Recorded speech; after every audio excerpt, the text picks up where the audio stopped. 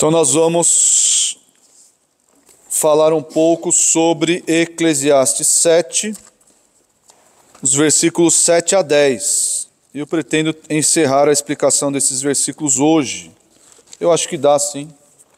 Apesar de serem versículos aparentemente enigmáticos, se você numa primeira leitura você fica até confuso. E fica mesmo, dependendo da sua versão, você fica bem confuso. Mas a explicação ela é um tanto quanto simples. Diz assim Eclesiastes 7, de 7 a 10. Verdadeiramente a opressão faz endoidecer até o sábio, e o suborno corrompe o coração. Melhor é o fim das coisas do que o seu princípio. Melhor é o paciente do que o arrogante. Não te apresses em irar-te, porque a ira se abriga no íntimo dos insensatos.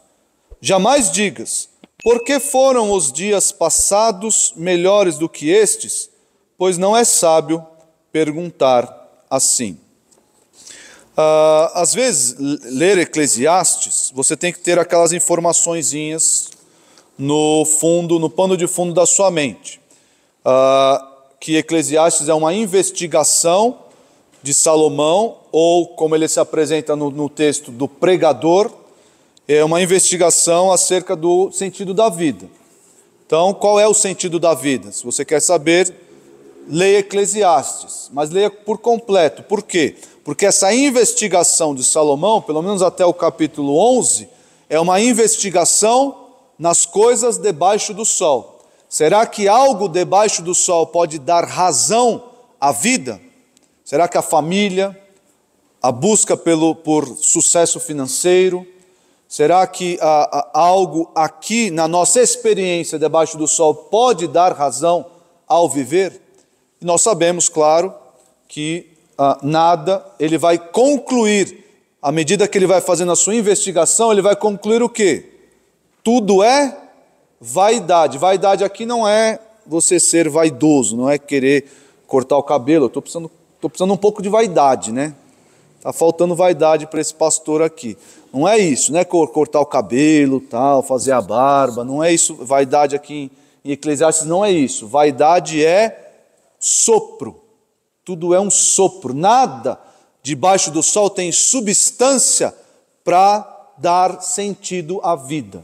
Então não adianta. Mas nem a família, nem os filhos, pastor, segundo Salomão, nem os filhos, nem as pessoas ao nosso redor têm essa substância de dar sentido à vida. É claro que à medida que ele vai investigando, ele vai nos apresentando pitadas de sabedoria, como por exemplo, desfrutar do trabalho que nós realizamos.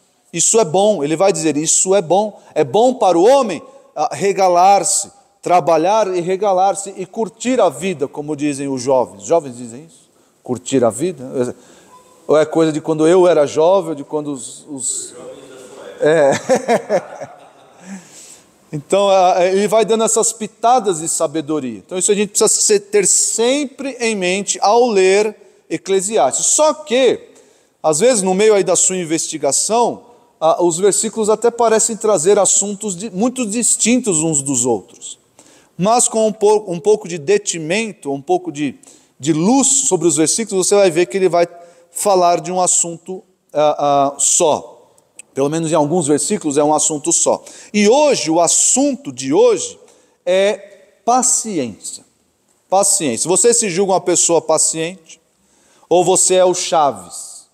Aí é coisa quando eu era jovem, né? Chaves. Vocês sabem o que é o Chaves, né?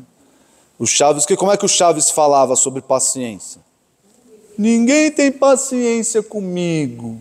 E geralmente nós estamos na posição do Chaves. Por quê? Porque nós julgamos que as pessoas não têm paciência. Mas esquecemos de nós mesmos. Será que nós temos paciência com os outros? Facilmente nós fazemos juízo da paciência dos outros.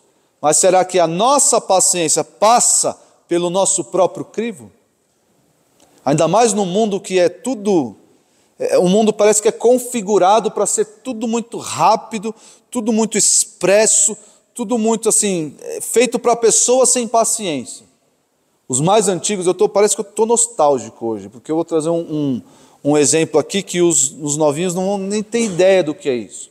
Mas os mais antigos, lá quando estavam nas cavernas da internet, eles usavam a internet de escada. Já usaram internet de escada? Sofia nunca usou internet de escada, nunca nem ouviu falar do que é isso. Eu ouvi aquele barulhinho. Era um barulhinho que fazia para conectar a internet. Tinha um barulhinho específico. E não era no alto-falante do computador, era lá atrás, lá na caixa, lá atrás. Fazia um barulhinho de conexão da internet. E aí você esperava alguns minutos. Hoje, se a internet cai por alguns segundos, se o site demora 5 segundos para carregar, como é que nós ficamos? Impacientes. Isso aqui não é possível. Isso não, tem que reclamar, não. Está horrível, tem que aumentar a velocidade. Não dá. Porque parece que o mundo é configurado para nos tornar impacientes. E Salomão vai falar sobre paciência hoje. Nós seremos desafiados em diversas situações a exercitar a nossa paciência. Nós temos pelo menos 3 situações aqui nos versículos, 3 circunstâncias nos versículos diante de nós, onde nós devemos exercitar a paciência. E o primeiro lugar, ou o primeiro momento, a primeira circunstância, é quando nós sofremos opressão. Olha, volte os seus olhos para o texto e veja aí o versículo 7, que diz: verdadeiramente a opressão faz endoidecer. Eu nem sabia que endoidecer era um verbo oficial, mas aí agora eu estou vendo, a ARA colocou um verbo endoidecer. Alguém tem alguma outra versão?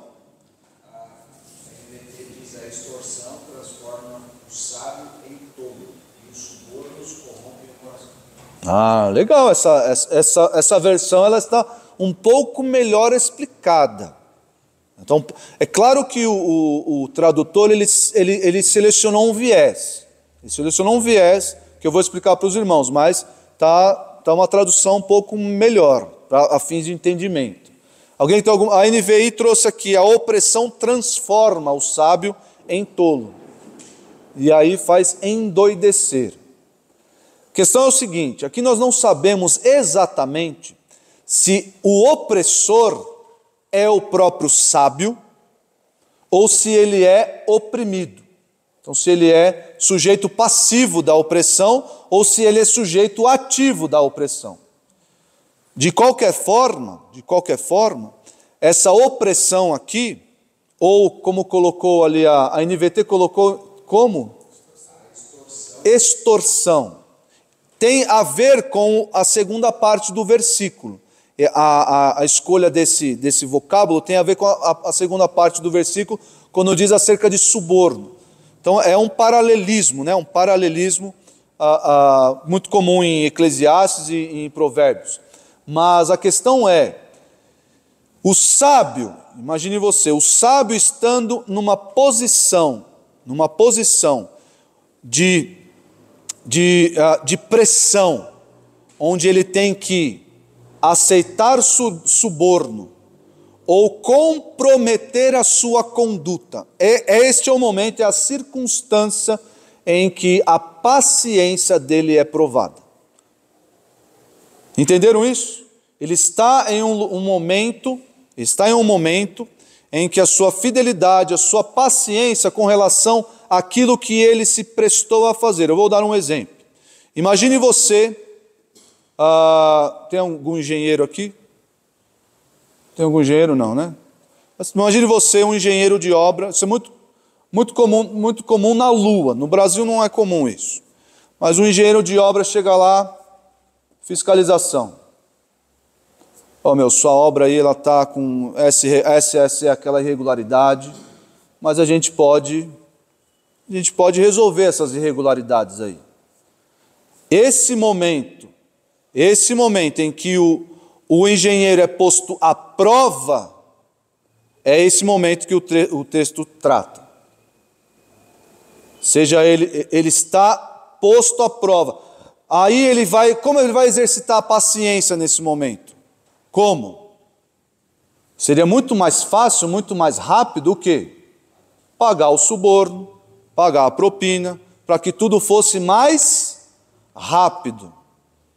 Aqui em São Paulo existe algo, parece que existe algo institucionalizado. Ninguém aqui trabalha na prefeitura não, né? Mas a gente brinca lá no tribunal, o Fabiano trabalha no tribunal, mas não na parte que eu vou falar. Mas lá no tribunal a gente brinca.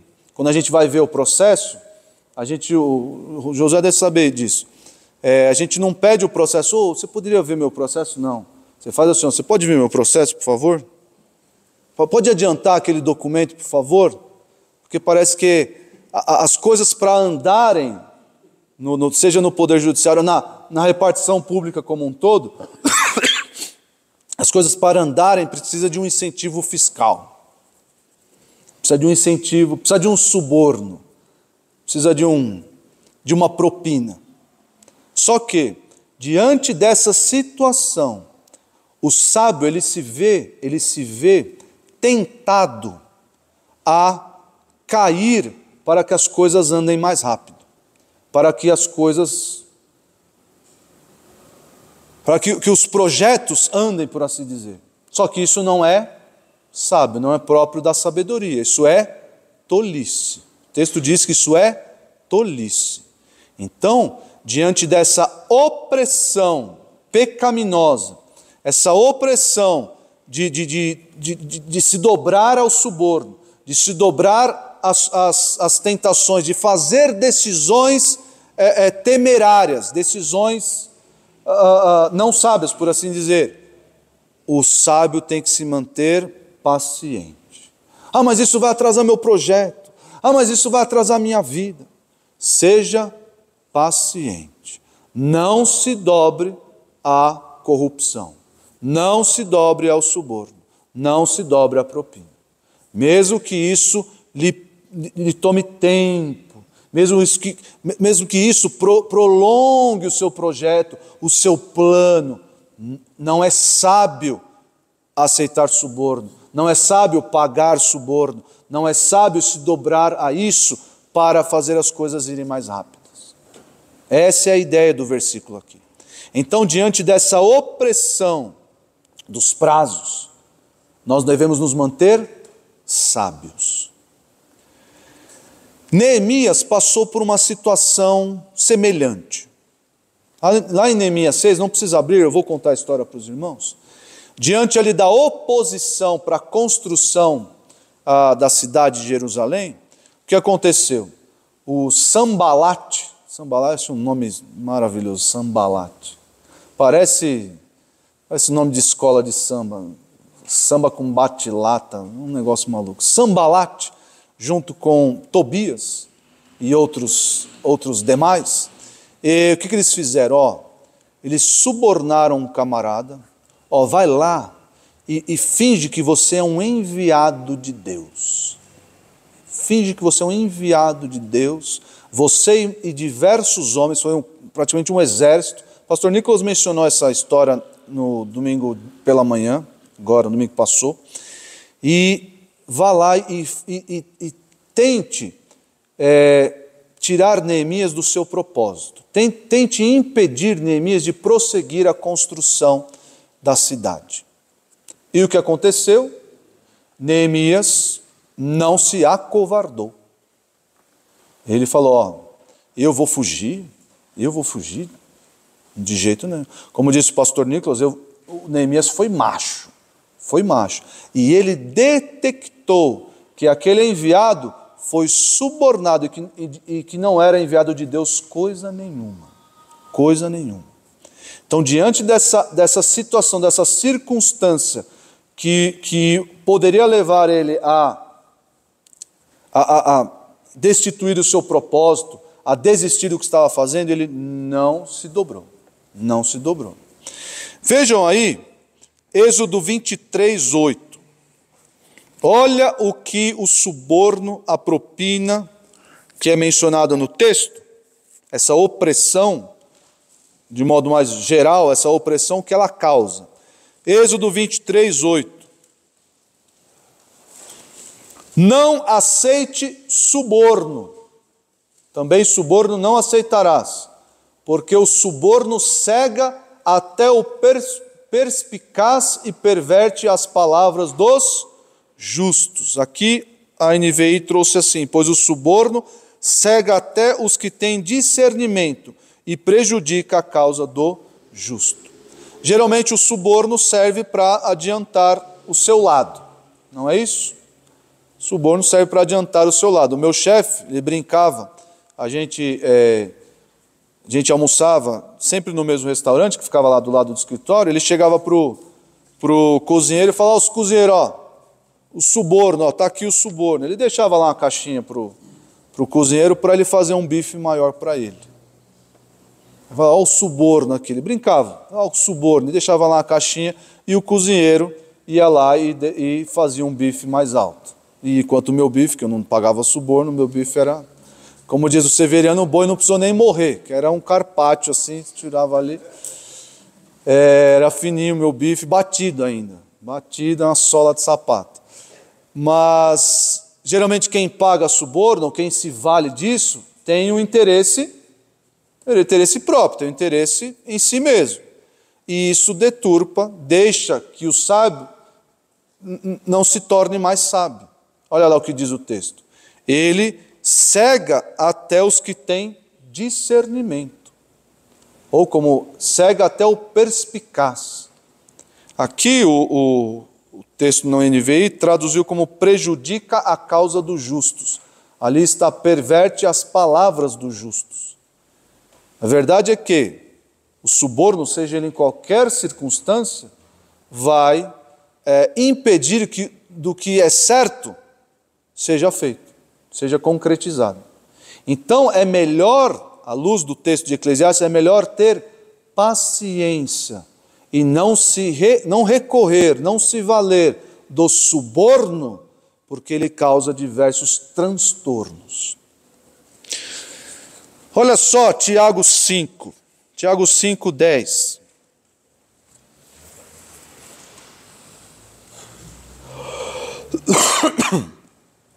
Tiago 5, 10. Irmãos, tenham os profetas que falaram em nome do Senhor como exemplo de paciência diante do sofrimento. Como vocês sabem, nós consideramos felizes aqueles que mostraram perseverança. Vocês ouviram falar sobre a perseverança de Jó e viram o fim que o Senhor lhe proporcionou. O Senhor é cheio de compaixão e misericórdia. Todo esse trecho, não só o versículo 7, aliado a Tiago 5, vai mostrar para nós que Deus ele trabalha através de longos processos. Longos processos, Deus trabalha. Deus não é um Deus do clique. Se Ele quisesse, Ele faria as coisas acontecer num clique. Mas Ele não é o Deus do clique. Não é o Deus da internet ultra rápida. Ele é o Deus de longos processos. Nós vemos Deus levando Moisés para Midian para ser preparado durante 40 anos para ser o libertador de Israel. 40 anos. Acho que é bastante tempo, não é? Nós vemos o próprio Senhor Jesus demorou para começar o seu ministério, e escolheu começar o seu ministério aos 30 anos. E mesmo antes de começar o seu ministério, permaneceu um tempo em oração e jejum. Então não acredite nesse nosso mundo de cliques, nosso mundo ultra rápido. Não acredite você que ao pedir a Deus algo, Ele vai te dar imediatamente. Especialmente mudanças em seu caráter. Especialmente. Se você pedir a Deus paciência, Ele vai te dar circunstâncias para você exercitar a sua paciência. Se você pedir para Deus mais amor, Ele provavelmente vai colocar alguém difícil na sua vida para você amar. E alguém por um bom tempo. Nós vamos ver daqui a pouco, como diz o texto, o fim das coisas é melhor do que o começo. Nós temos o costume de sempre começar. Esse ano eu vou começar a academia. Esse ano eu vou fazer tal coisa. E abandona no meio do caminho. No nosso relacionamento com Deus, nós não podemos abandonar aquilo que Ele quer fazer em nós, os traços de caráter que Ele quer implementar em nós, a santidade que Ele quer que nós demonstremos, e tudo isso se desenvolve através de longos processos. Por isso que nós precisamos, no nosso relacionamento com Deus, do quê? De paciência e perseverança. Você sabe? Diga. Você falou, o fim é melhor do que o início. Quando a gente começa a nossa caminhada cristã, no convertido, primeira hora, a gente fica tudo você já convertido, evangeliza e faz tudo. Com o tempo. Talvez o pastor pregou, irmãos, vai ser o final da nossa caminhada com Jesus. Até o céu não é o início. Entendeu? E o início a gente começa, benção, depois vai ser final, vai ser o principal, não é o início. Recentemente, o pastor John MacArthur faleceu. E as minhas redes sociais, tanto o YouTube quanto o Instagram, estão recheados dele, assim, de indicações de vídeos e tudo mais, e de pessoas dando testemunhos. E a questão do fim ser melhor que o começo, ou até mesmo o meio, e a morte do pastor John MacArthur serve para ilustrar isso. Em que sentido? As pessoas sempre colocando assim, o pastor John MacArthur agora entrou na glória, ou recebeu o céu, recebeu a glória. Enquanto ele estava aqui, o que ele recebeu? Trabalho, perseguição, dificuldades, doenças, ataques, problemas, tudo isso. Mas agora, finalmente, o pastor entrou para o descanso. Está gozando do fim. Então, isso mostra, mas vamos chegar daqui a pouco lá.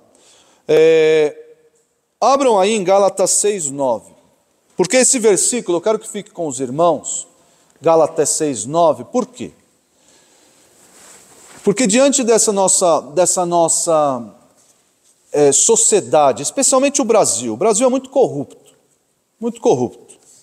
Eu não sei se essa corrupção ela é assim tão escancarada, tão escrachada por aí como é no Brasil. Nós às vezes nos sentimos manchados até pela corrupção. Eu lembro, a primeira vez que eu era estagiário ainda, a primeira vez que eu tive que pagar, não era suborno, eu vou explicar para os irmãos, mas eu senti como se eu estivesse pagando suborno. Eu tive que levar um dinheiro para um oficial de justiça. Meu chefe chegou assim para mim, leva esse dinheiro aqui para o oficial de justiça. E eu falei, mas eu sou crente. Ele falou, não tem nada a ver, leva esse dinheiro aqui para o oficial de justiça. E eu ali, rapaz, o que eu vou fazer com aquele dinheiro na mão? Acho que eu vou comprar tudo em bala. E eu, caminhando ali para o fórum, com aquele dinheiro na mão, será que eu estou fazendo o que é certo? E fiquei com esse peso na consciência. Entreguei o dinheiro para o oficial de justiça. Depois eu fui entender. Não era propina, não era suborno. Era um dinheiro que ele precisava para fazer a diligência. Porque precisava fazer uma desocupação, enfim, precisava alugar caminhão. E era dinheiro de despesa, não era dinheiro de suborno. Só que eu fiquei com aquilo incomodado, né? Eu falei, nossa, pela primeira vez na vida eu estou pagando suborno. E às vezes nós nos colocamos, né, no Brasil, né, Às vezes uma secretária que o chefe pede, mente. Não. Fala que eu não estou. Não, você está na minha frente. Não, fala para essa pessoa que eu não estou. Nós, como crentes, nos envolvemos com esses pequenos delitos. E no Brasil parece que isso vira comum na nossa mentalidade, mas não deveria. Então parece que às vezes nós nos sentimos desmotivados a praticar o bem. Porque já que estamos nessa pocilga mesmo, vamos lá, vamos na maré, vamos deixar se levar. Porque isso aí não tem jeito de lutar contra isso. Mas aqui em Gálatas existe um incentivo a que nós não nos cansemos de ser crentes, ou como ele coloca, de fazer o bem. Porque parece que o Brasil está tão manchado com corrupção, com maldade, com injustiças, que a gente até se sente desmotivado, desestimulado a agir com justiça, com bondade, com retidão. Mas em Gálatas 6:9 diz assim: e não nos cansemos de fazer o bem, porque a seu tempo ceifaremos, se não desfalecermos. Então existe um processo, existe uma paciência a ser exercitada aqui. Não desanime de fazer o bem, não se canse, porque um dia você vai colher isso daí. Então existe uma paciência aqui a ser utilizada, a ser esticada, a ser exercitada. Então, irmãos, diante da opressão do mundo sobre nós, tenhamos paciência. Vamos nos manter sábios e não vamos nos deixar endoidecer, como diz o texto de Eclesiastes. Segunda circunstância onde nós devemos exercitar a paciência, a primeira circunstância é a opressão do mundo, opressão do suborno, opressão da propina, mas opressão de modo geral, opressão que o mundo exerce sobre nós, ou até o nosso coração que é pecaminoso. Às vezes dá vontade de pagar um suborno para o processo ir mais rápido, não dá, Josué? Tem um processo meu que eu cuido, está com o juiz há 2 anos para ele dar uma decisão. 2 anos. É pouco ou muito tempo? 2 anos para o juiz trabalhar e dar uma decisão. Então, às vezes dá vontade de chegar lá: doutor, aqui um agrado para o senhor. Lembra-te de mim. Então, diante dessa opressão que nós vivemos, nós devemos exercitar a nossa paciência, sabedores da nossa recompensa. E a segunda circunstância... Fala, Josué. Lembra-te de mim. Não. Não, esse caso não. Na segunda circunstância aqui é a evolução. A primeira circunstância é a opressão. A segunda circunstância onde nós devemos ter paciência é durante a nossa evolução, ou durante o processo, ou durante a nossa vida como um todo. Se você olhar os versículos, o versículo 8, você vai ver isso. O fim das coisas é melhor que o seu início, e o paciente é melhor que o orgulhoso. Nós já pincelamos algo, quando o Roberto falou, acerca do fim das coisas ser melhor do que o início. Existe no ser humano, eu estava comentando hoje com a Esther, não por acaso. A Esther estava fazendo não é a planilha, é a estatística de frequência dos cultos da nossa igreja. Nós coletamos o número de frequência e vamos colocando isso numa planilha. E nós temos essa planilha, acho que 3 ou 4 anos. Nós começamos isso por causa da pandemia. E isso virou um costume. Então nós temos aí esses dados, e interessante que a Esther mencionou para mim que a frequência na igreja sempre começa, no começo do ano, sempre começa aqui, ó. O gráfico é sempre dessa forma. Começo do ano, está lá. Como é que vai acontecendo no fevereiro, março, abril, maio, junho, sempre, todos os anos, ela disse para mim. Desde que nós começamos a coletar esses dados, todos os anos, janeiro, fevereiro, março, abril. Graças a Deus a nossa igreja tem a frequência, ela tem aumentado assim, de um gráfico para outro nos anos, né? Mas a linha é sempre essa. E vai caindo. Porque eu falei para ela, ela falou, pastor, eu não entendo por que isso acontece. Eu falei, a explicação ela é antropológica, Esther. Porque as pessoas adoram começar as coisas, mas não têm paciência para terminá-las. Não tem perseverança. Não tem... Coloca ali o propósito. É a velha história da academia. Acho que a maioria aqui já colocou a academia como um projeto de janeiro.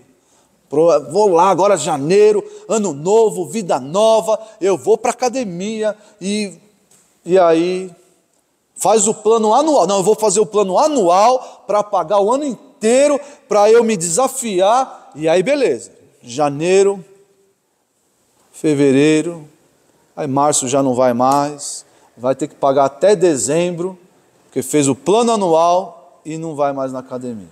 É assim. É assim. É algo antropológico. Só que o crente não pode ser assim. Não pode. Ele tem que se destacar desse marasmo, desse tipo de comportamento. O crente tem que começar as coisas e terminá-las. Mesmo que isso tome um longo tempo da sua vida. Por quê? Porque a santidade é esse processo que tem que começar e terminar. A própria paciência. A paciência na Bíblia, muitas vezes, especialmente no Novo Testamento, o termo utilizado é comparado a um elástico. A um elástico. A paciência, ela não pode ser aquele elástico que você puxa assim um pouquinho e ele logo se rompe. Não.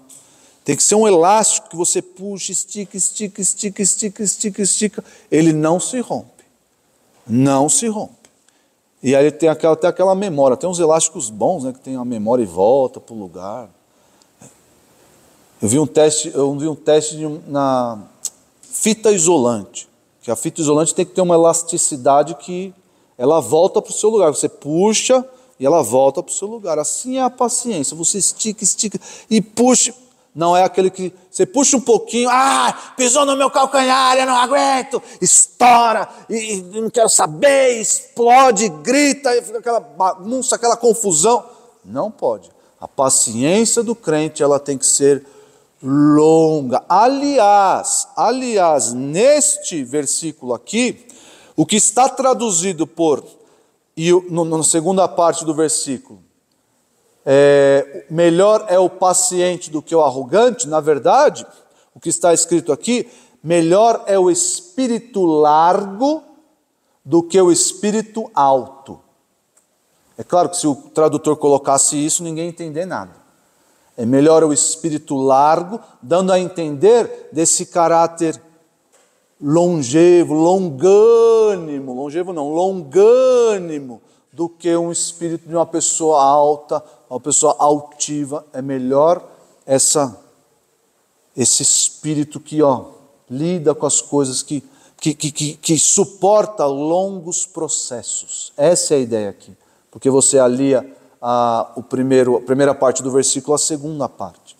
Então, irmãos, uma segunda circunstância onde nós devemos exercitar a nossa paciência é ao longo dos processos. Quando eu entrei no escritório, onde eu estagiei, eu fiquei por 18 anos trabalhando, escritório de advocacia, eu cheguei lá e tinha uma secretária lá. A senhora ela já era aposentada, mas trabalhava para complementar a renda. Dona Cleusa. Minha esposa agradece até hoje pela Dona Cleusa. Por quê? Porque a Dona Cleusa foi responsável por esticar a minha paciência. Irmãos, vocês não sabem. Vocês não sabem. Eu não podia explodir. Eu não podia mandar aquela mulher pegar coquinho na ladeira. Eu não podia fazer essas coisas, porque eu precisava do emprego para pagar a faculdade. E se eu chegasse em casa e falasse para os meus pais, eu perdi o emprego porque eu gritei lá com a mulher lá, eu ia apanhar, no mínimo, ia apanhar. Então eu tinha que fazer o quê? Como diz aí, sofrer calado. E aquela mulher, ela pedia as coisas mais absurdas para mim. Um exemplo para os irmãos, só um exemplo. Eu estava na minha cadeira, imagine que a sala dela, a cadeira dela era ali onde está o praticável ali. E a minha cadeira, a minha mesa era nesse lugar. E às vezes o chefe vinha e entrava lá no escritório e deixava a porta aberta. E ela pedia, ela falava, Lindinho, ela me chamava de Lindinho. Lindinho, você não pode fechar essa porta? A porta está na frente dela, está do lado dela, a porta. Só que, irmãos, isso não era uma vez só. Eram várias vezes durante o dia. Várias vezes, 5, 6, 7, 10 vezes durante o mesmo dia. Durante anos, ela pedindo para eu fechar a porta, para eu fazer tal coisa, que na minha mente ela podia fazer, mas ela estava ali a serviço de Deus para testar a minha paciência, para alongar a minha paciência. E eu ficava doido de raiva. E eu ia para a Copa, na Copa tinha uma copeira, ela era muito minha amiga, a copeira, a Joana. E eu chegava e ela entendia, ela dava risada. Eu falava, Joana, eu não estou aguentando, Joana, essa mulher vai me matar, eu não estou aguentando. E ela dava risada e tal. E eu ia lá, pois não, dona Cleusa, e fechava a porta. Pois não, dona Cleusa, e fazia o café. Pois não, dona Cleusa, fazia tudo para aquela mulher, tudo. E eu era o lindinho dela.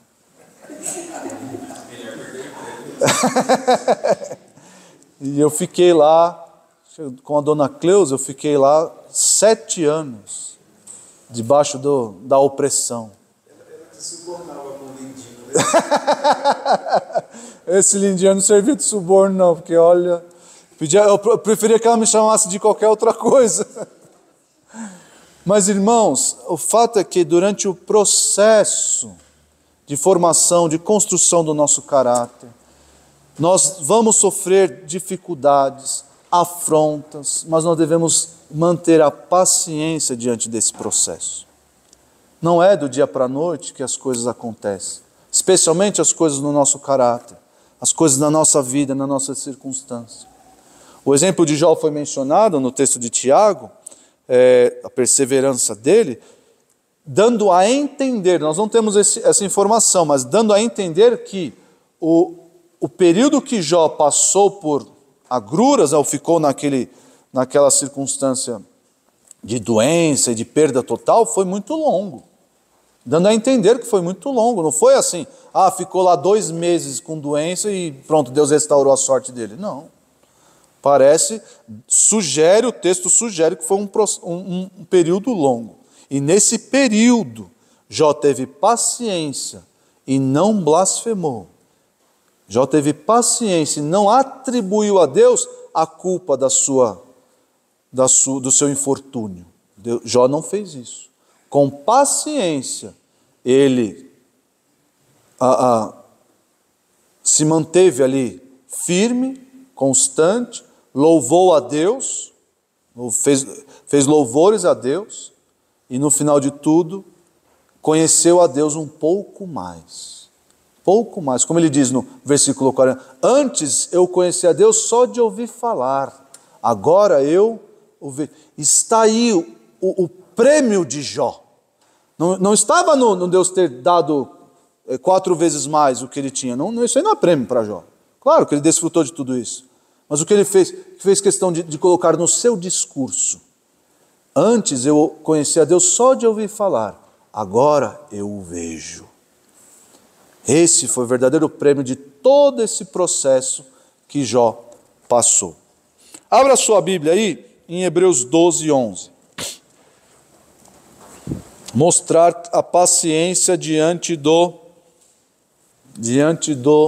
processo, ou a paciência no processo, durante o processo, não diante, durante o processo. O pastor Marcos disse que a gente deve descansar na poltrona da teologia. Não é? A poltrona, às vezes a poltrona da teologia não é muito confortável para o nosso ego, não é muito confortável para os nossos prazeres, mas ela é uma poltrona segura, onde nós não vamos ter dificuldades, nós não vamos ter intempéries, e nós vamos chegar num lugar bom. Olha só, Hebreus 12, 11. Nenhuma disciplina parece ser motivo de alegria no momento. Os pais que têm filhos pequenos aqui sabem disso. E nós que já fomos filhos e sofremos disciplina, olhamos para isso. Quando a Rebeca era menorzinha, isso foi um choque para mim. A Rebeca era menorzinha, eu a disciplinava e pedia um abraço depois. Eu explicava porque ela estava sendo disciplinada, dava a varadinha, e depois ela vinha e me abraçava. E, meus irmãos, quando o abraço não veio um dia, eu fiquei... Por quê? Porque ela entendeu que a disciplina no começo, bem no comecinho, ela não parece ser um negócio bom. Parece ser um negócio...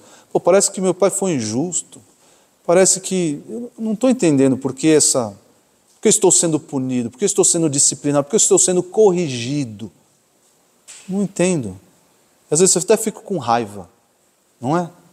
Mas se você perseverar no processo, o que vai acontecer? Nenhuma disciplina parece ser motivo de alegria no momento, mas sim de tristeza.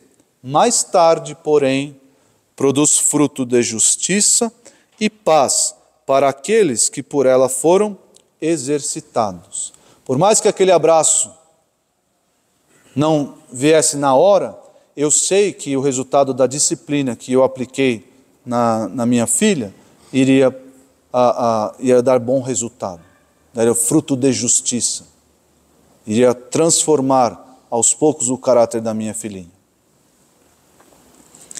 Então, diante, inclusive até da disciplina que nós sofremos da parte de Deus, nós devemos ter paciência, porque a disciplina de Deus às vezes leva a um processo, leva a duração de um processo longo.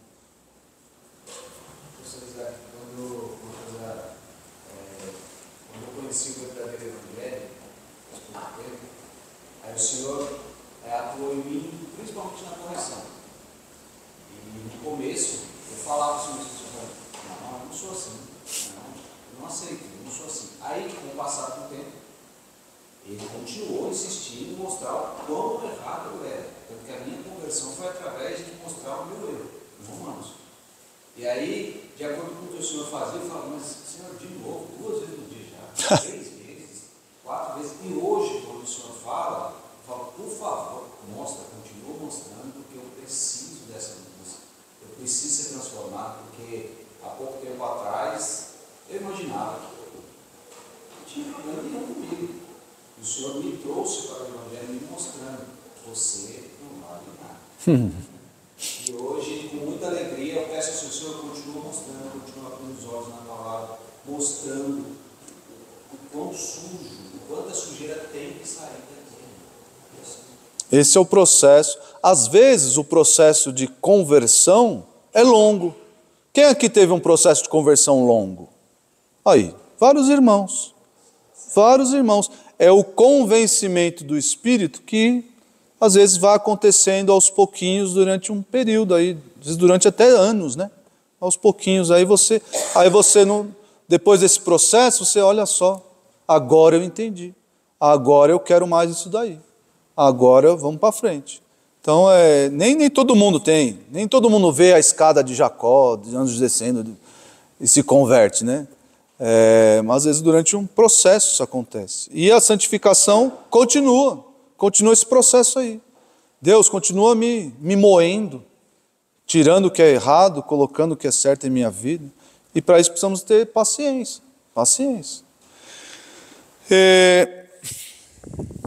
Essa é a segunda circunstância onde nós devemos exercitar nossa paciência. No processo, ou como eu coloquei aqui, para rimar, na evolução. Primeira circunstância, diante da opressão. Segunda circunstância, durante a evolução. E a terceira, talvez aqui pegue um pouco mais em nós, é durante a irritação. Não é fácil ser paciente quando estamos irritados, é? Na verdade, quando estamos irritados, parece que a paciência já se foi, já foi para o brejo. Já foi, mas é exatamente quando estamos irados é que nós devemos exercitar o autocontrole e a paciência.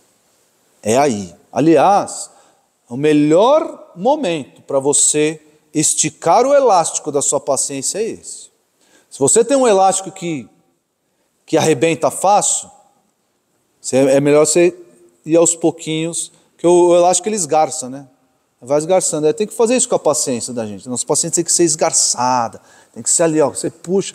Esse cara não se irrita com nada, não é possível. Está caindo o mundo ao redor dele e não se irrita com nada. Temos que ser assim. Temos que ser assim. Ó. E, às vezes, o elástico da nossa paciência ele é bem curtinho. Parece aquele elástico de amarrar dinheiro. Amarrar dinheiro, nossa, quem anda com dinheiro, né? Eu estou muito velho. Como é que chama aquele elastiquinho? É elastiquinho? Em inglês é rubber band. Aquele elástico amarelo, né? Aquele negócio é uma porcaria, aquele negócio. Você puxa assim e quebra, né? Eu lembrei porque naquele envelope do dinheiro para o oficial de justiça, ele estava amarrado com um elastiquinho. Aquele elastiquinho era ser... Não pode ser assim, não pode ser. Tem que ser aquele elástico que você puxa, puxa, puxa.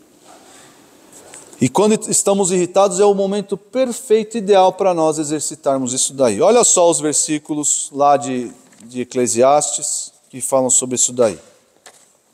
Não permita que a ira domine depressa o seu espírito, pois a ira se aloja no íntimo dos tolos. Aqui o texto é bem claro, né? Bem claro. Não te apresses em irar-te, porque a ira se abriga no íntimo dos insensatos. Então, ele fala de espírito. A tradução da NVI pegou melhor, porque ele fala de espírito fazendo conexão com o que ele acabou de dizer. É melhor um espírito largo do que um espírito alto. Falando acerca do nosso coração, das nossas inclinações. Então, não permite que a ira domine depressa o seu espírito. Sabendo que os pecados, especialmente o pecado da ira, onde ele nasce? No nosso coração. Muitas vezes nós nos justificamos. Não, mas foi aquela pessoa que me irritou. Não, mas foi essa circunstância que me deixou irado. A ira está no seu coração.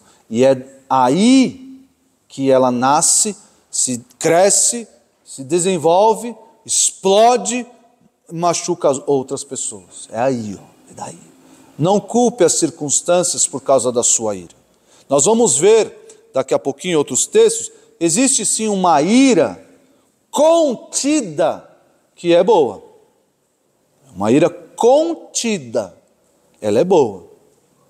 Nós vamos ver, são momentos específicos. Mas essa ira que explode como uma bomba, é essa ira que o texto, tanto de Eclesiastes quanto esses outros que nós vamos ler, ele reprova. E, versículo 10, jamais digas, porque foram os dias passados melhores do que estes, pois não é sábio perguntar assim. Antes de explicar esse versículo 10, que parece um pouco enigmático, especialmente com relação à paciência, vamos ler alguns textos que falam sobre a ira. Olha só, talvez o mais clássico que vem à mente, mais fácil, é o de Efésios 4, 26. Efésios 4, 26.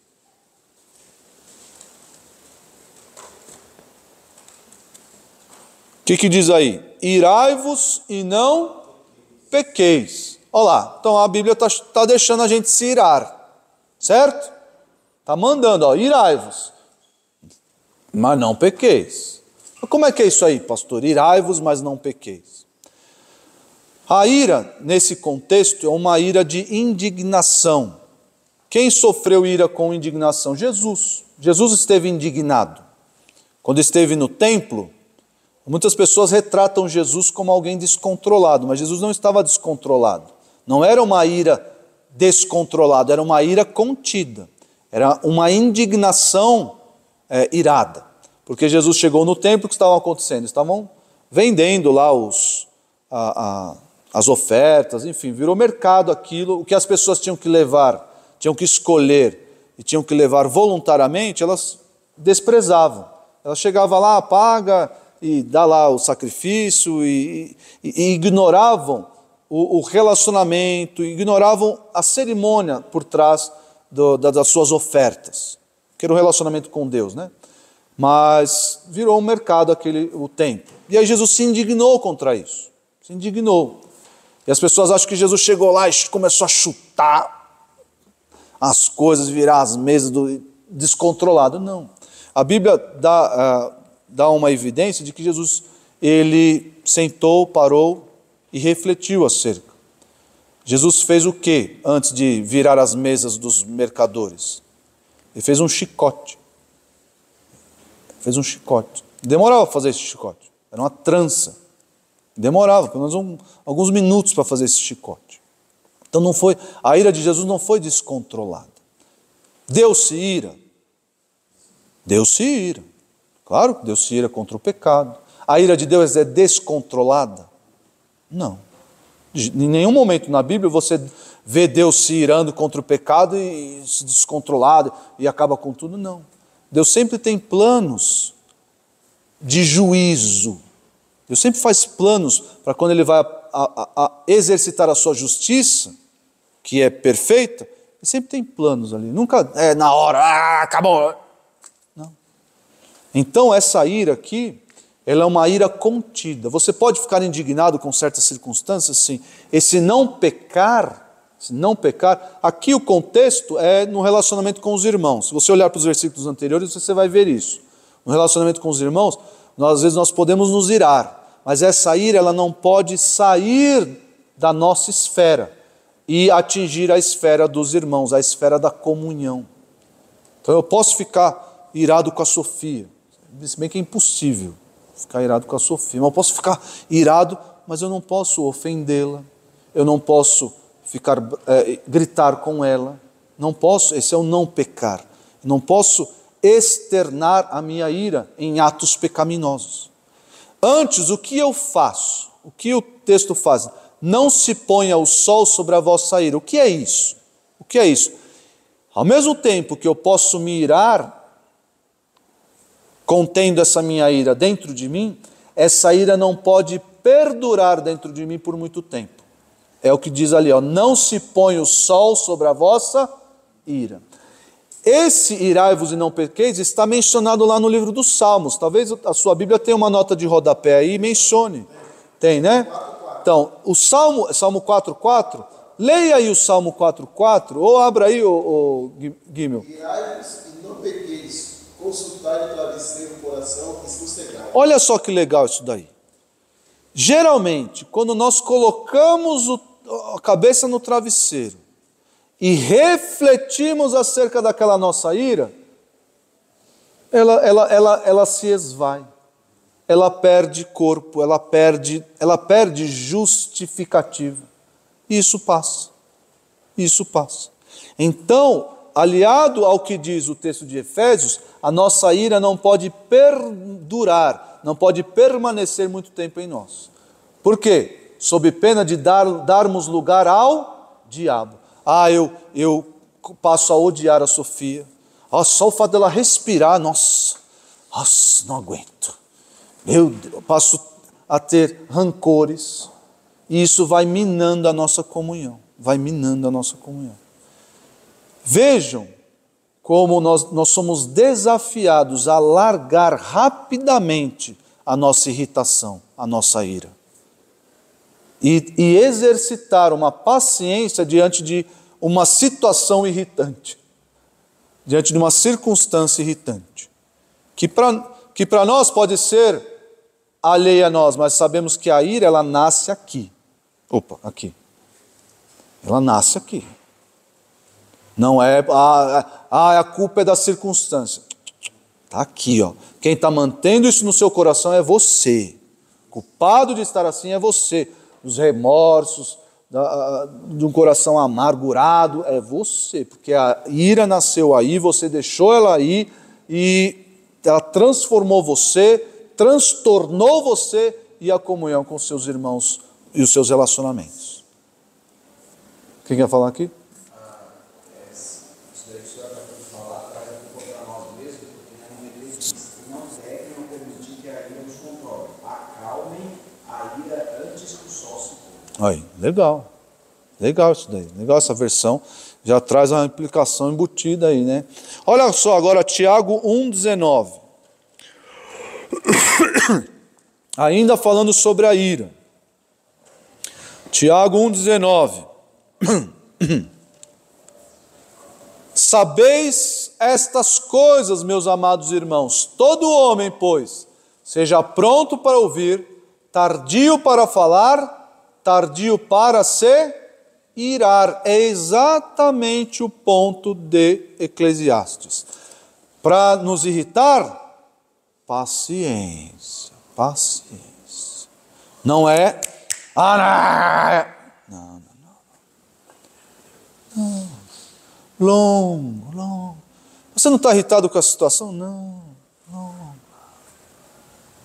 Isso aí a gente se resolve. Isso aí é... Olha a continuação do versículo 20, Tiago 1,20. Porque a ira do homem não produz a justiça de Deus. Que fica muito claro para nós que a nossa irritação, a nossa ira, quando ela explode, ela não produz justiça. Nunca é justa. Teve uma vez, eu estava com os meus filhos, acho que o Augusto não tinha nascido ainda. A Aline tinha saído para um passeio das Belas e eu estava com o César e a Rebeca em casa, aqui na igreja já. E era um feriado, alguma coisa assim, vou limpar o ar-condicionado. Eu já tinha limpado esse ar-condicionado outra vez. E precisava tirar aquela que chama turbina. E era fácil. A primeira vez que eu limpei, eu tirei fácil aquela turbina.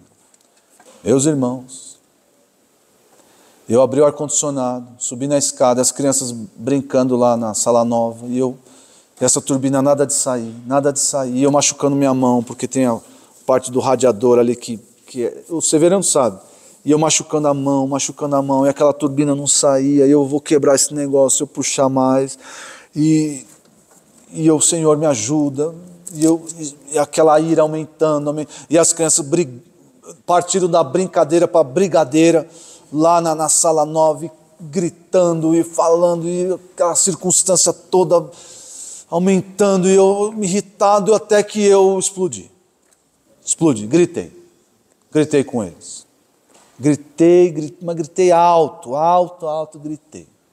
gritei que os dois ficaram assim, olho arregalado, a Rebeca começou a chorar, porque nunca tinha visto o papai gritar daquele jeito,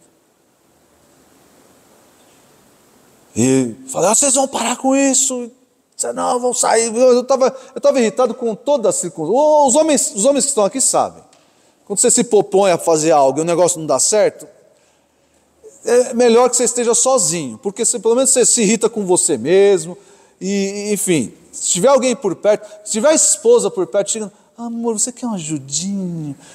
Será que não é bom ligar para fulano de tal? Será é bom ligar para o técnico? Por isso, isso é pior. Por isso que eu fui fazer o que fui fazer, a Aline foi passear e eu fui limpar o ar-condicionado. Vamos aproveitar que a esposa não está aqui. Não é bom para ligar para o técnico? Será que... Já viu um vídeo no YouTube? Então os homens estão aqui sabem que é desafiador. Você está lá, pilha de nervos. E eu explodi. E eu cheguei para os meus filhos mais tarde, depois que meus ânimos se acalmaram, tive que pedir perdão para eles. E esse, Tiago 1,20, foi um dos primeiros versículos que os dois aprenderam, que os dois decoraram. porque a ira do homem não produz a justiça de Deus. E a Rebeca citou esse texto para mim.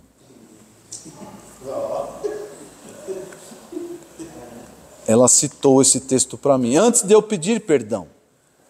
Depois que as coisas se acalmaram ali um pouco, ela veio para mim e falou: papai, chorando, de vergonha, não sei, falou: papai, a ira do homem não produz a justiça de Deus.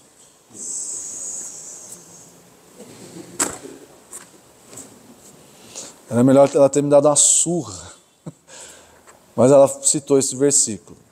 E, enfim, eu já estava, claro, eu já sabia que deveria pedir perdão para eles, né? Eu estava só esperando os ânimos acalmarem, né? Seria linda essa história se tivesse sido isso. Eu não consegui limpar o negócio, não consegui, limpei do jeito que dava e outro dia eu vejo isso daí. Daqui 6 meses eu vejo isso daí de novo. Sozinho, sem ninguém em casa. Mas enfim, irmãos, para mostrar, essa história serve para ilustrar o modo como nós devemos lidar com situações irritantes. Eu devo ter paciência. Não posso me irritar com facilidade. Eu não posso olhar, não, mas a culpa é da circunstância. A culpa da sua irritação é sua. Porque talvez não tenha uma paciência esticada, uma paciência longânime. Essa é a grande questão. Por fim, quero ler aqui para os irmãos Provérbios 14, 16 e 17. Provérbios 14, 16 e 17 diz assim: o sábio é cauteloso e desvia-se do mal, mas o insensato encoleriza-se, ou se irrita, né? E dá-se por seguro. Essa tradução, o que presto. O que é o que presto? Eu tive que ir para a NVI, né? A NVI diz assim: quem é irritadiço. Eu fui no dicionário saber o que é o presto. Você, acho que errou, que se presta a ira, talvez está faltando coisa não, mas o presto é o irritadiço, é alguém que se ira com facilidade. O que presto se ira faz loucuras, e o homem de maus desígnios é odiado. Então, irmãos, nós vemos aqui o contraste entre o sábio de Eclesiastes e o tolo, que é irritadiço, o tolo que é encolerizado, que é dado à ira fácil. 3 circunstâncias em que nós devemos exercitar a paciência diante da opressão do mundo, das tentações, a opressão até que há dentro de nós, a vontade de fazer, de aceitar suborno, de diminuir processos, de fazer as coisas andarem mais rápidas. Então, diante dessa opressão toda, nós devemos exercitar paciência. Diante da nossa evolução, nós devemos ter paciência. Às vezes Deus está trabalhando coisas em nós através de longos processos. E por fim, em momentos de irritação, nós devemos exercitar a paciência. Vamos orar. Senhor Deus, nos ajude a sermos pacientes. O Senhor que é paciente conosco, o Senhor que é longânimo conosco, o Senhor que teria todo justo motivo para nos fulminar imediatamente, o Senhor é paciente, longânimo, trabalha em nós, nos submete a processos longos. O Senhor nos dá 2, 3 infinitas chances. Ajuda-nos a sermos pacientes como o Senhor é conosco. Diante de todas as circunstâncias a que estamos submetidos, que sejamos todos pacientes, mostrando assim o seu caráter em nós. Nos despeça em paz para casa. Pedimos em nome de Jesus. Amém.